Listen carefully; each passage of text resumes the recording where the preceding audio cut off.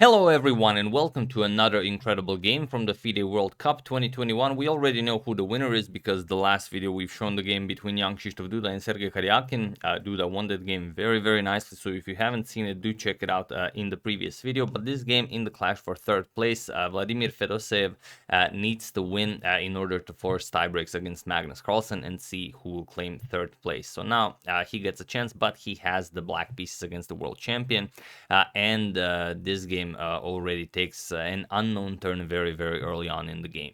So without further ado, let's check it out. It's incredibly enjoyable, and there will be two really cool pause the video moments, so make sure you are ready for that. So let's check it out. Magnus has the white pieces and he opens with e4. And to strike back with the black pieces, Fedoseev decides to go for the Caro-Kann defense. He plays c6, we have d4, d5, and now Magnus goes for the advanced variation of the Caro-Kann. We have e5, bishop to f5, and now there are a lot of very popular moves here. Knight f3, knight to c3, h4 is very popular, bishop to d3 is very popular, but Magnus chooses a line that's very rarely played, and that is c4. So already it's very unlikely that Fedoseev is ready for this, as you'll see. The game takes an unknown turn very early on.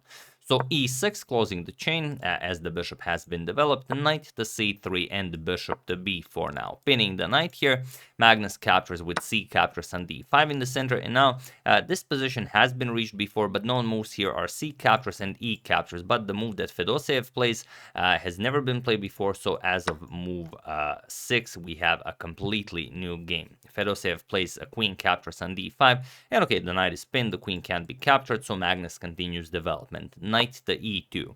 The bishop is on f5, so the knight is coming to g3. It's going to attack the knight, and then Magnus will continue his development. So here we have queen back to d8, sort of losing a tempo maybe, but it's very unlikely that the queen will be able to remain here. On d5, you will either play bishop to d2, or more likely you will challenge the bishop with a3, and then you're going to have to capture, knight captures, and then, well, the queen will have to move. So queen back to d8. Other squares are also available to the queen, like maybe d7 or a5. Fedoseev decides to go back with queen to d8, and now a3, challenging the dark square bishop. We have bishop to a5, and now knight to g3. Magnus attacks the bishop here. We have knight to e7, now defending, saying that, okay, it's a relatively closed game. I think the knight here will be more useful than the bishop. If you want, you're welcome to grab this light square bishop. Magnus says, for the moment, no thank you. I'm just going to continue development. Bishop to c4, and now bishop to g6. We have h4 by Magnus going after h5 to attack the light square bishop, and now h6, creating sort of a safety square for this bishop, but also weakening the f7 pawn that might come in handy later on in the game. So Magnus continues attacking it with h5. It's a very standard idea against the Caro-Kann, just going after this light square bishop, bishop to h7, and now queen to g4, putting pressure on g7. And here Fedoseev has to decide how to continue. It's not a very pleasant position to meet over the board. A very cool idea is bishop to f5, because if the queen ever captures, you can always play rook to g8. The knight defends that square, and the bishop might be all right here. But in the game, we have king to f8. You can never castle. If you castle, bishop captures, and h6 just wins on the spot. So instead, we have king to f8 by Fedoseev, and now Magnus castles. And now, of course, you have your light square bishop on this diagonal. The king can never castle, and it's going to be very hard to bring this rook into the game. So Magnus is preparing f4, f5 sometimes in the future, and also knight is coming to e4, maybe to d6. So we'll see how black handles this. So here we have knight to d7, and now knight c to e4 right away, going after this d6 square. So bishop to c7, and now bishop back to a2. We have knight to f5, bringing the knight back into the game, and now Magnus trades. Knight captures on f5, and it seems like you could capture this with the pawn, with the double attack here, but queen f3, and black really achieved nothing. It's just a terrible position for black. If you capture, you're getting checkmated. Let's not forget about our good friend, the light square bishop on a2. So after knight captures on f5, we have bishop captures, and now just queen to f3. Okay, you could give up this bishop for knight if you wanted to, but it's not going to do all that much. Black does not have a clear way of developing here, and f4, f5 is coming. So after queen to f3, we have queen to e7, bringing the queen into the game, trying to activate that queenside rook, and now knight to g3. Again, putting pressure on the bishop. Bishop goes back to h7, and now again queen to g4. Again, getting the queen to the g file, so you can start pushing your f pawn. So here, the biggest problem for black is that white has this massive center here that really does not allow black to, put any pieces to any decent square. So of course Fedoseev has to challenge it, and he does so by playing c5. Another standard idea, of course, if your opponent is attacking on the king side, you want to counterattack in the center. So bishop to d2, avoiding this capture with sort of a little trick. It's not much, but still, if you capture bishop to b4, can be very, very annoying. You're going to have to block with knight c5, then we're going to attack at rook 8 to c1, get a lot of development in basically for free. If b6, now you're pretty much stuck here with your position, everything here on this dark square diagonal, and now we push f4, f5, and we continue our attack.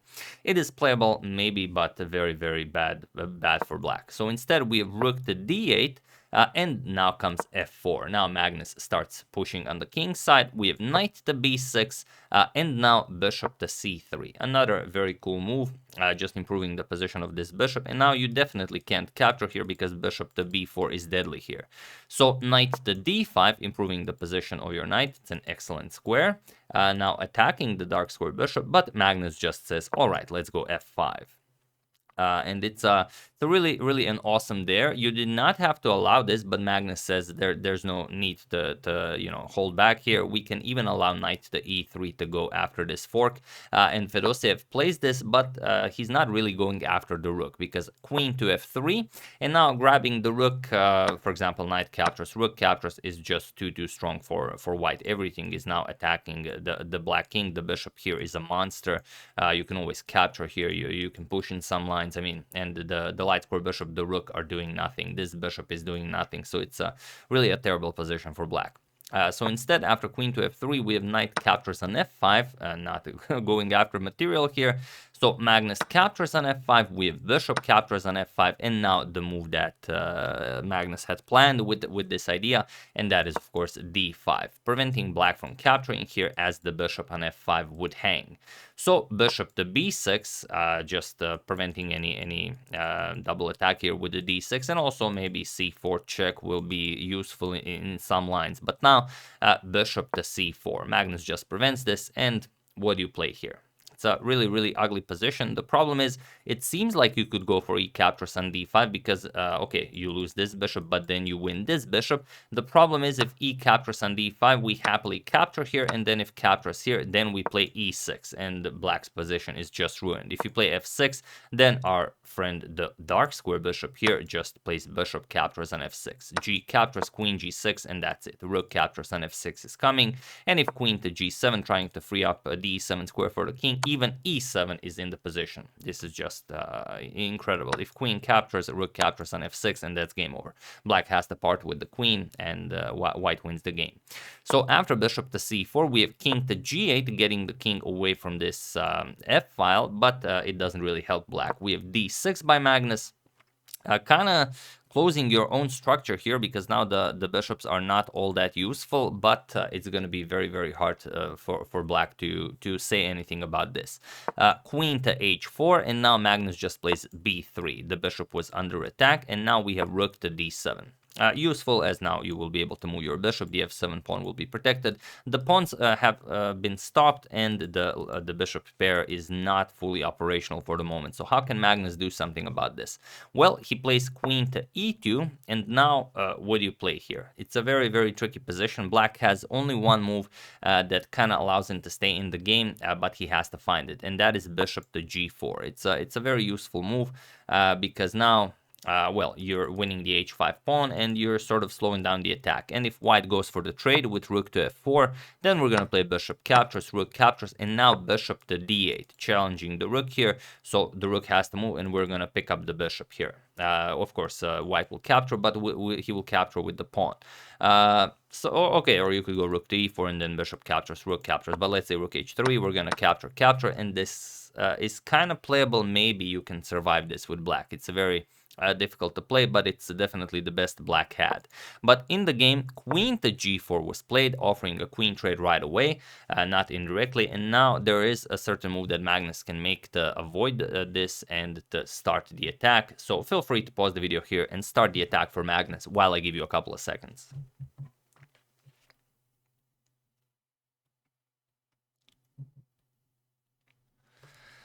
So for those of you who were able to do it, congratulations on going for the exchange sacrifice. And for those of you who just want to enjoy the show, it's rook captures on f5. And it seems like a move that doesn't do all that much because you can still trade queens. The problem is if you trade queens now, bishop captures and e captures on f5, it's, well, bishop to b5 is coming, attacking the rook. And after the rook moves, now we're going to play bishop to c4.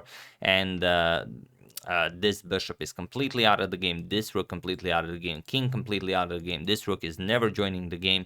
You can never try something like g6 because then we play e6 and we open up a discovery to the rook, so it's a hopeless position for black. Let's say we play king f8, we're gonna play rook to f1, go after this pawn, and like I said, there's no this because this just wins the game, so you could play something like rook d7, then we're gonna capture on f5, and you know, it's just too ugly position to play. There's no playing this. So instead, after rook captures on f5, Fedoseev had to capture the rook, and now rook to f1, attacking the queen, queen to g5, and now comes the bishop to d2. Now the bishop pair has to be reactivated, and the queen now has to decide whether do you go all the way back or do you go to h4, then we're going to attack it with rook to f4, and then you go all the way back. So it doesn't really matter. So here, queen back to d8, and now comes queen to g4.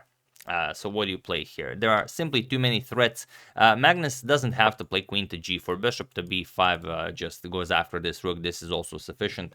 But after queen to g4, this is much cooler, and now there's really not all that much you can play. Bishop to b5 is coming, and there are far more threats than just bishop to b5, but Fedoseev has to try something. He plays a6 to prevent bishop to b5, but now for the second and last time, pause the video and win this game for Magnus in the coolest way possible while I give you a couple of seconds.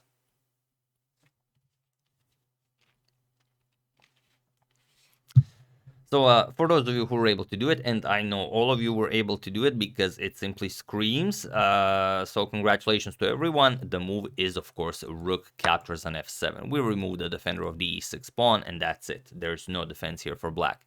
King captures on f7 was played. White is threatening checkmate, and there is no good way of defending this. If rook h7, we're just going to pick up on e6, and that's it.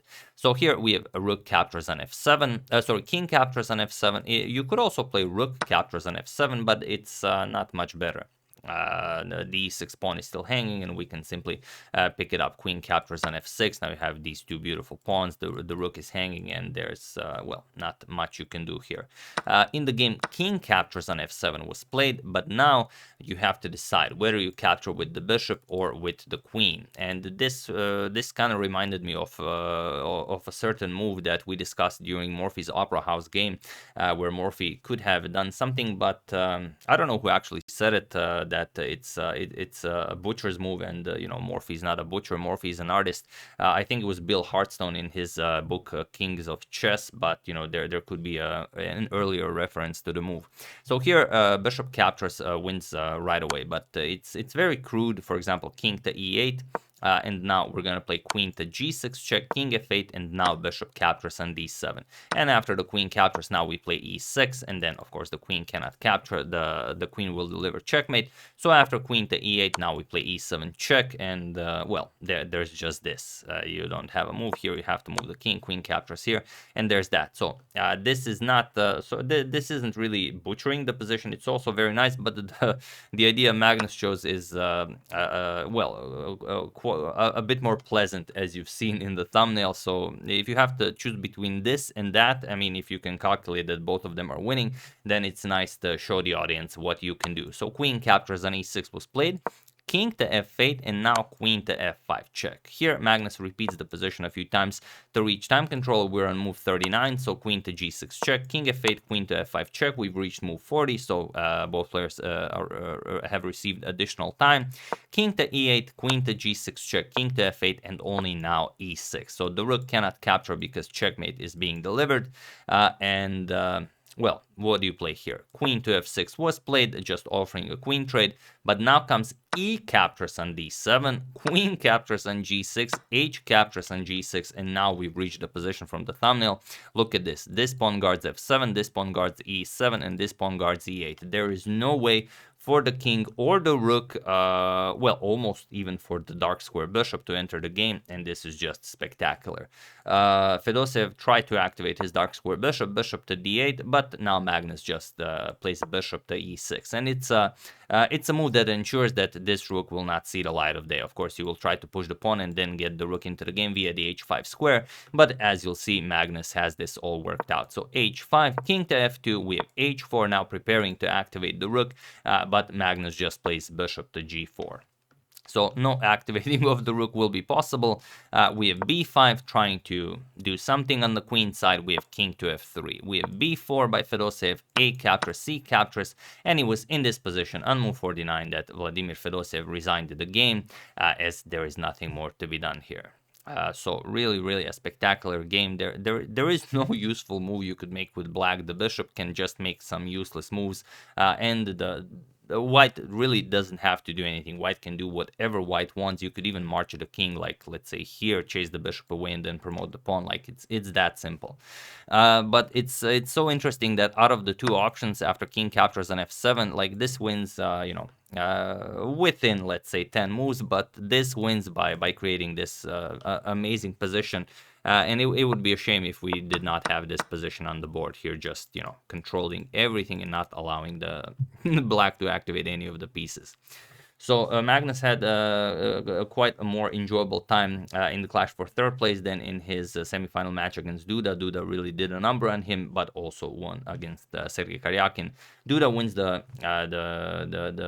FIDE World Cup 2021. Karyakin wins second place, and Magnus wins third place. So as Magnus is the world champion, he will not be in the candidates tournament, but he might be if he loses the World Chess Championship match against Nepo. He's automatically drafted into the FIDE candidates tournament, and there he will of course meet everyone else who qualified alongside young Krzysztof Duda and Sergei Karyakin.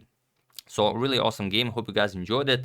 And yeah, this is it for the World Cup. Hope you guys enjoyed this short coverage. We are now returning to the Morphy saga, and I am planning to put an end to it and finish the Morphy saga. We've been going over it for over a year now, but it's just the way that modern chess works. There are simply so many events, great events are even overlapping, so you can't even cover all of them. It's hard to follow all of them.